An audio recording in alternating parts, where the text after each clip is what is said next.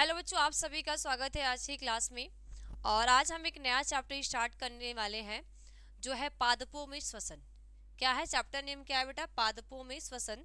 तो आज की क्लास में हम डिस्कस करेंगे कि पादपों में श्वसन के बारे में। ठीक है, क्या डिस्कस करेंगे? पादपों में श्वसन। ओके, तो इस चैप्टर की आज की क्लास में हम देखेंगे कि जो प्लांट है उनमें श्वसन की क्रिया कैसे होती है। साथ साथ इस चैप्टर के सभी टॉपिक को हम डिस्कस करेंगे। क्या क्या कौन कौन से ऐसे टॉपिक यानी बेसिक से जानेंगे कौन कौन से टॉपिक है जो कि आपको इस चैप्टर के अंतर्गत पढ़नी है। ओके, तो सभी बच्चे लिंक को शेयर कर दीजिए ताकि सभी बच्चे आ जाएं, फिर हम लोग क्लास को स्टार्ट करें।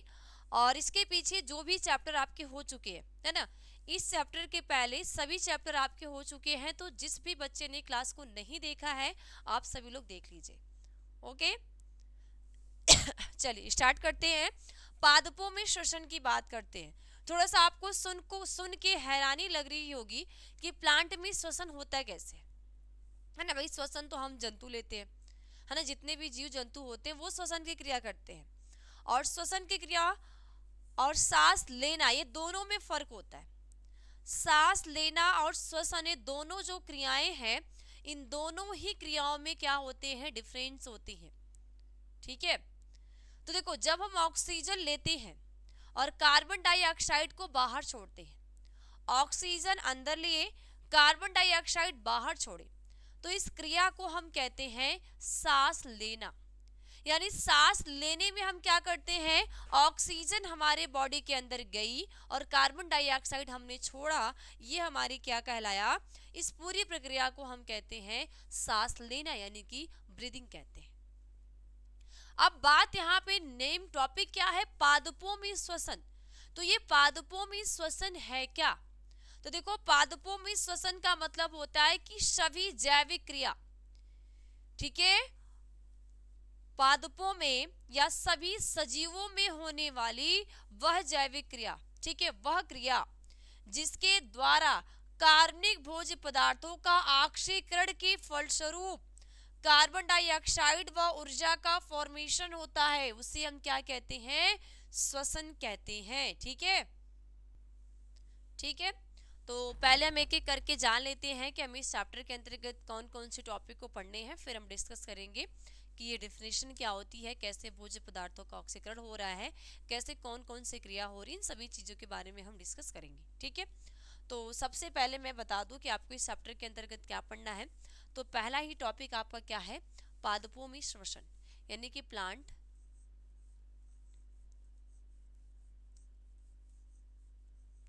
Plant respiration.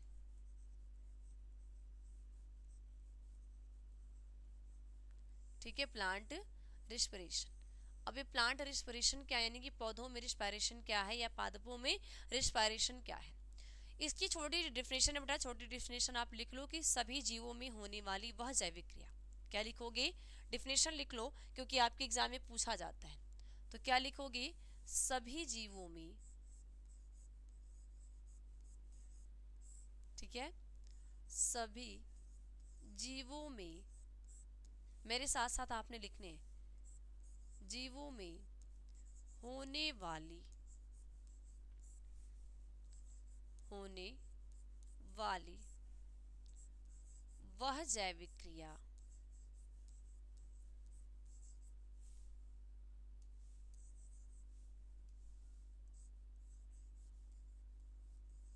वह जैविक क्रिया, ठीक है, सभी जीवों में होने वाली वह जैविक क्रिया जिससे जिससे जिसमें कार्बनिक पदार्थों का कार्बनिक पदार्थों के ऑक्सीकरण की फलस्वरूप, ठीक है, जिसमें क्रिया जिसमें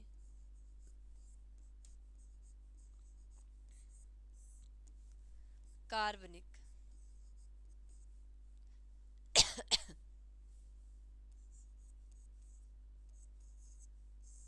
कार्बनिक पदार्थों के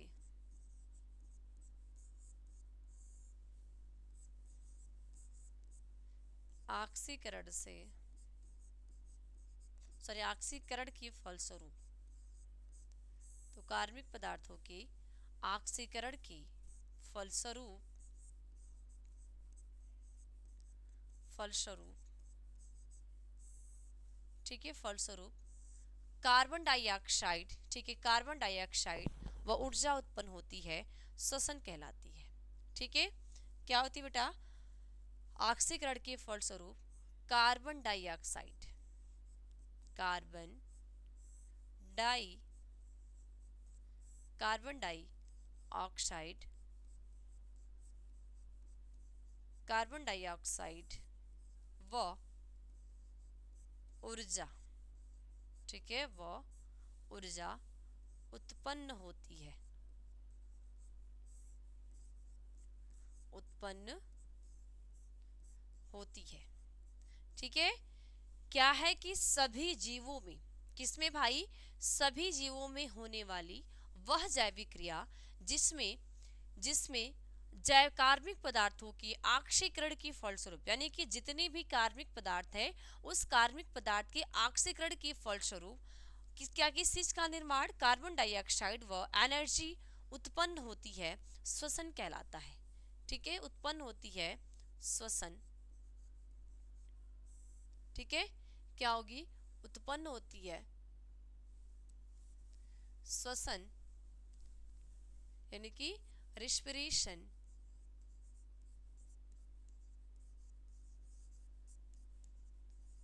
रिस्पिरेशन कहलाता है, रिस्पिरेशन कहलाता है। ओके, अब यहाँ पे थोड़ा सा आपको चीजों को समझना है।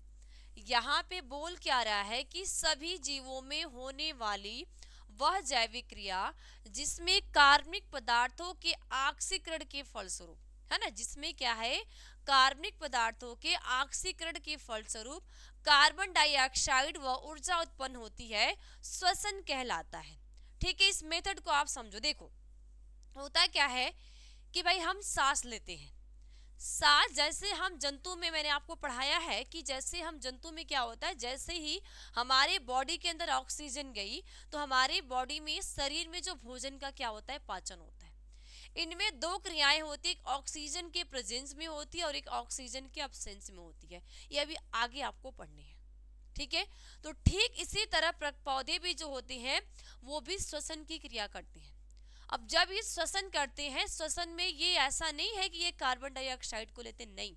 जैसे हम मानव श्वसन के दौरान ऑक्सीजन गैस को लेते हैं, इसी तरह ये प्लांट भी श्वसन के दौरान ऑक्सीजन ही इनकी बॉडी में जाती है।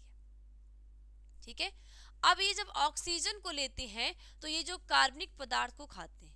एग्जाम्पल, जैसे पीछे हमने इसके पीछे वाले चैप्टर में हमने पढ़ा था उच्च पादपों में प्रकाश संश्लेषण की एक प्रोसेस पढ़ी थी। क्या पढ़ा था भाई? हमने इसके पीछे एक टॉपिक पढ़ी थी और उस टॉपिक का नाम था उच्च पादपों में प्रकाश संश्लेषण। क्या था? उच्च पादपों में प्रकाश संश्लेषण की हमने डिस्कस किया था कि उच्च पादपों में प्रकाश संश्लेषण क्या होते हैं। इस उच्च पादपों में प्रकाश संश्लेषण में हमने क्या देखा था कि ये जो क्लोरोप्लास्ट होता है, इस क्लोरोप्लास्ट की दो मेम्ब्रेन होती है। ये जो क्लोरोप्लास्ट है, इस क्लोरोप्लास्ट की कितनी मेम्ब्रेन है भाई? इस क्लोरोप्लास्ट की दो मेम्ब्रेन होती है। अब ये दो मेम्ब्रेन कौन कौन सी होती है? एक तो बाहरी होती है और एक क्या होती है? भीतरी होती है। अब आप बोलोगे मैम पीछे का क्यों? पीछे लाना आपको जरूरी है, क्योंकि जब तक आप पीछे का नहीं समझोगे तब तक ये आपकी टॉपिक क्लियर नहीं होगी, है ना। इसमें हमने दो चीजें क्या बोली थी कि देखो, हमने इस बाहर वाले को हमने बोला था आउटर मेम्ब्रेन। क्या? आउटर मेम्ब्रेन कहा था। ओके, और ये जो अंदर वाली लेयर है, इस अंदर वाली लेयर को हमने कहा था inner membrane. Inner membrane, membrane का मतलब होता है बेटा झिल्ली। मेम्ब्रेन को हम क्या कहते हैं? झिल्ली कहते हैं। ये हमारा चैप्टर, जिस बच्चे ने अगर चैप्टर सॉरी उच्च पादपों में प्रकाश संश्लेषण वाले चैप्टर को देखा होगा, उसके टॉपिक क्लियर होगी। अब जिस बच्चे ने नहीं देखा होगा उसको थोड़ा बहुत दिक्कत होगी कि ये टॉपिक कहां से आ गई। ओके सॉरी, इसके साथ साथ हमने इसमें क्या देखा था कि ये जो है, इसमें ढेर सारे इसमें ढेर सारे क्या होते हैं, थैलेकाइड होते हैं। ठीक है, क्या होंगे, ढेर सारे।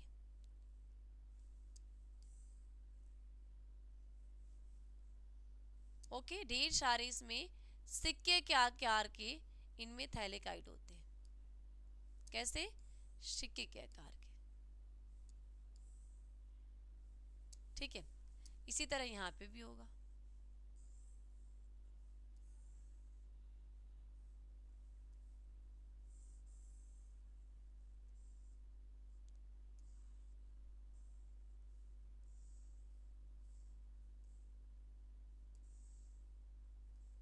ठीक है, इसी तरह थैलेकाइड यहाँ पे ढेर सारे थैलेकाइड होते हैं।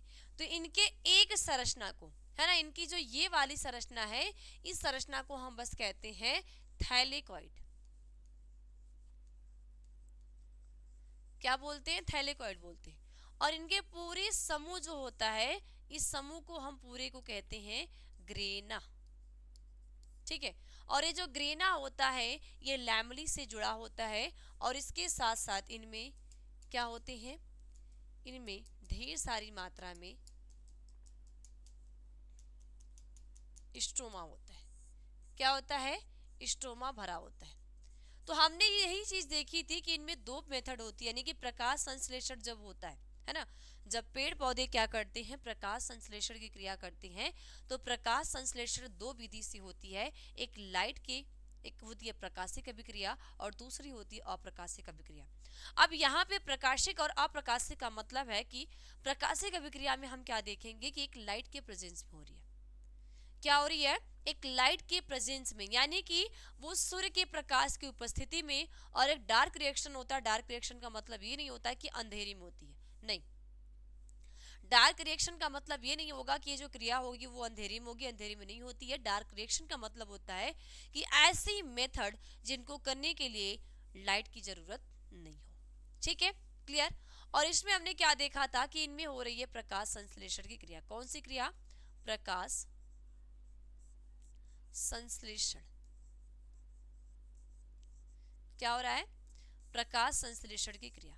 तो इस प्रकाश संश्लेषण में क्या होता है कि जो पेड़ पौधे होते हैं 6CO2 प्लस 12H2O, ये था, ये क्या करते हैं, लाइट के प्रेजेंस में, किसके प्रेजेंस में, लाइट और किसके भाई, क्लोरोफिल।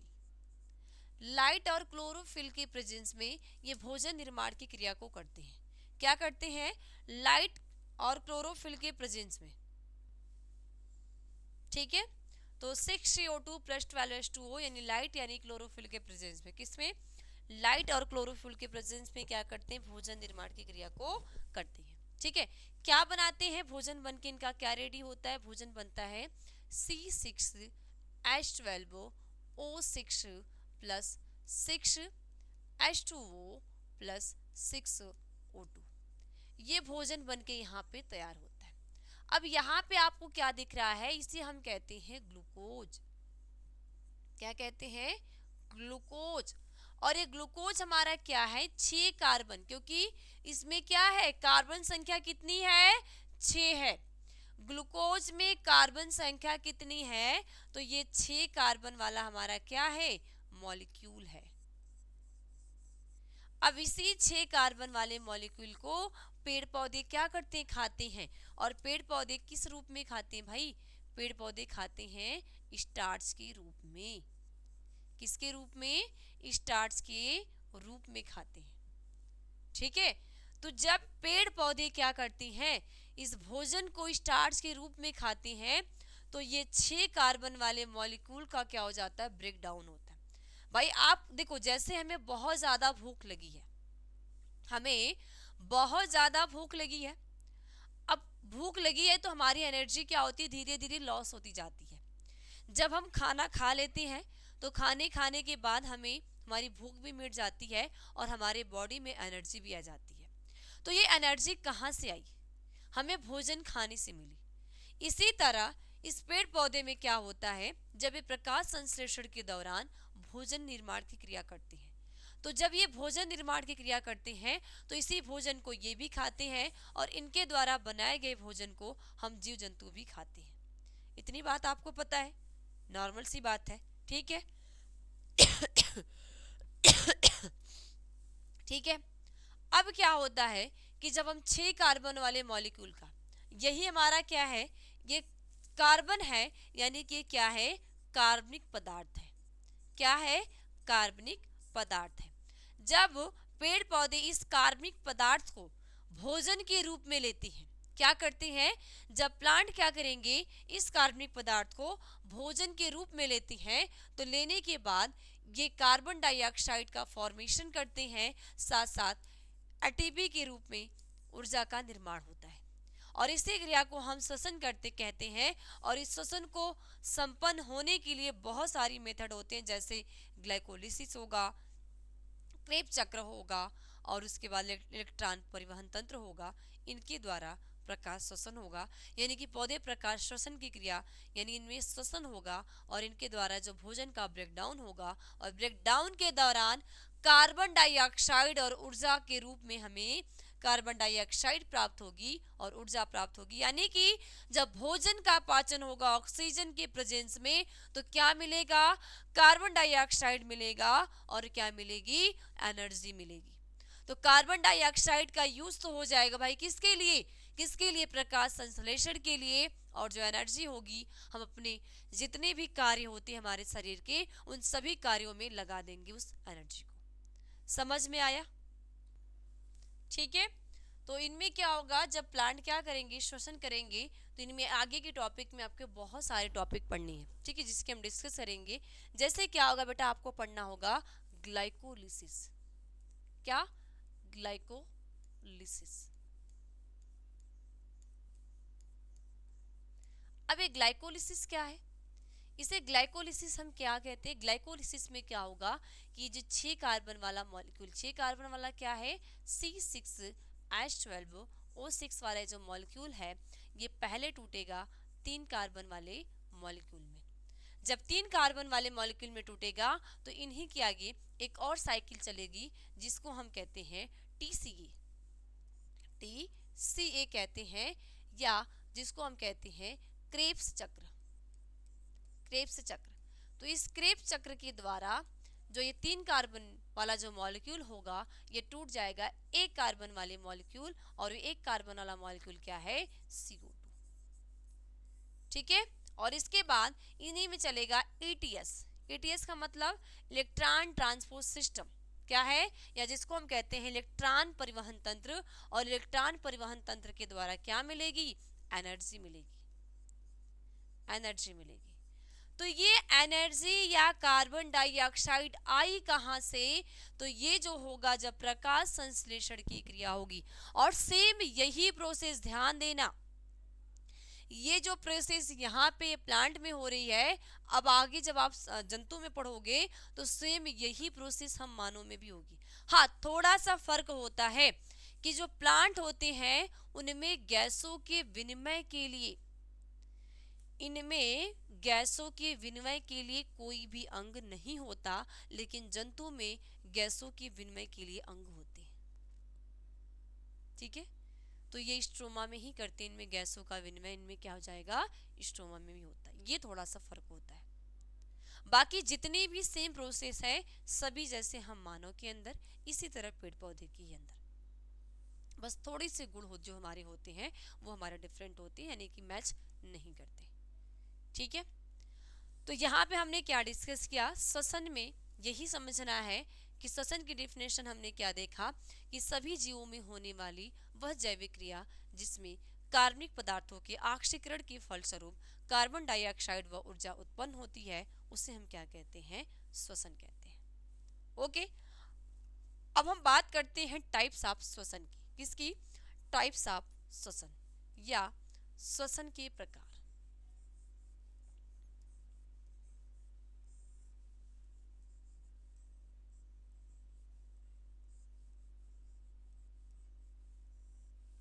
श्वसन के प्रकार की बात करते हैं कि श्वसन के प्रकार क्या है।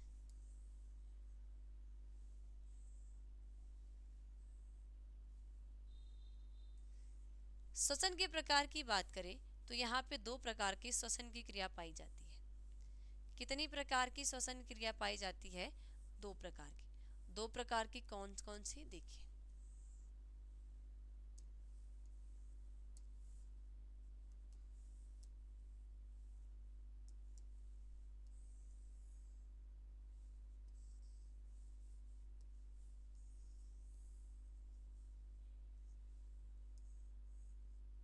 ठीक है, श्वसन के प्रकार की बात करें तो श्वसन हमारा यहाँ पे दो प्रकार का पाया जाता है। पहला कौन सा होता है? अवायु अवायवीय अवायवीय श्वसन। इस अवायु श्वसन को हम कहते हैं अनाक्षी श्वसन। अनाक्षी अनाक्षी श्वसन कहते हैं। ओके, या इंग्लिश में इसको हम कहते हैं एनएरोबिक एनएरोबिक एनएरोबिक रिस्पिरेशन।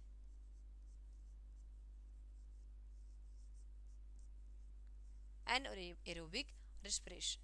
ठीक है, दूसरा होता है वायु श्वसन, वायवीय श्वसन। ठीक है, वायु श्वसन को हम कहते हैं ऑक्सी श्वसन। ऑक्सी श्वसन, और इसको aerobic respiration aerobic respiration aerobic respiration. ठीक है, तो श्वसन की जो क्रिया होगी वो दो प्रकार की होती है। एक होती है अनाक्षी श्वसन, दूसरा होता है ऑक्सी श्वसन।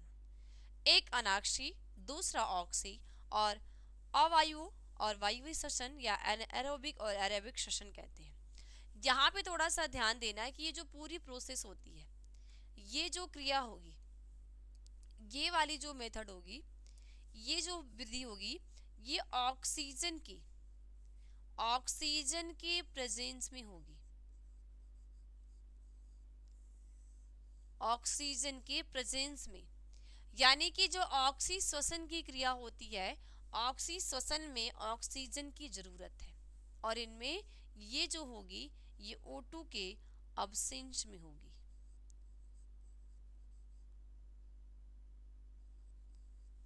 अब्सेंस में, यानी कि इस क्रिया को करने के लिए किसी भी प्रकार की ऑक्सीजन की जरूरत नहीं होती है। ठीक है, तो श्वसन में हमने क्या देखा कि वह जैविक क्रियाएं, है ना, कि वह जैविक क्रियाएं जिनमें कार्बनिक पदार्थों का ऑक्सीकरण के फलस्वरूप कार्बन डाइऑक्साइड व ऊर्जा उत्पन्न होती है, उसे हम श्वसन कहते हैं। श्वसन दो प्रकार का है, अवायु श्वसन और वायु श्वसन। अवायु जिसको हम ऑक्सी श्वसन कहते हैं, उनमें बिना ऑक्सीजन के प्रेजेंस में क्रिया होगी, और जो ऑक्सी श्वसन है इनमें ऑक्सीजन के प्रेजेंस में क्रिया होती है। ठीक है, क्लियर? तो आज की क्लास के लिए बस इतना ही। आगे की क्लास में यानी कि नेक्स्ट पार्ट में हम देखेंगे ऑक्सी श्वसन और अनाक्षी श्वसन किसे कहते हैं, यानी कि ऑक्सी श्वसन में क्या हो रहा है और अनाक्षी श्वसन में क्या हो रहा है। इन सभी विधियों को हम समझेंगे। जब हम इस विधि को समझ जाएंगे तो आगे की टॉपिक जब हम ग्लाइकोलिसिस पढ़ेंगे, क्योंकि ग्लाइकोलिसिस क्रिया दो विधियों में संपन्न होती है, एक क्रिया ऑक्सीजन के प्रेजेंस में और एक ऑक्सीजन के अब्सेंस में।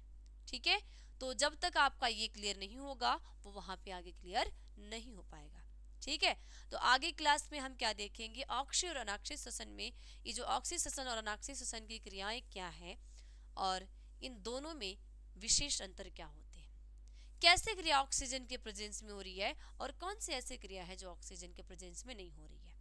ठीक है, और इसके साथ साथ इस वीडियो को सभी बच्चे के पास शेयर करने हैं, वापस से देखने हैं, ताकि अगर आपको नहीं समझ में आया होगा, देखो आपका बेस क्लियर होगा तब जाके आके चैप्टर खत्म हो क्लियर होंगे। और इस चैप्टर को समझने के लिए अगर आप चाहते हो कि नहीं मैं इस चैप्टर को बहुत अच्छी तरीके से समझ पाऊँ, तो इस चैप्टर को समझने के लिए आपको इस पीछे वाला जो चैप्टर है उच्च पादपों में प्रकाश संश्लेषण, उस चैप्टर को आपको देखना पड़ेगा, क्योंकि उस चैप्टर में आपकी पूरी प्रोसेस है कि जितने भी हायर प्लांट्स हैं, जितने भी पेड़ पौधे हैं वो प्रकाश संश्लेषण की क्रिया कैसे करते हैं और प्रकाश संश्लेषण के दौरान कैसे भोजन का फॉर्मेशन करते हैं। ठीक है, तो आई होप कि आप सभी बच्चों को ये आज की क्लास समझ में आई होगी और आप सभी को इस क्लास को हर एक बच्चे के पास शेयर भी करने हैं।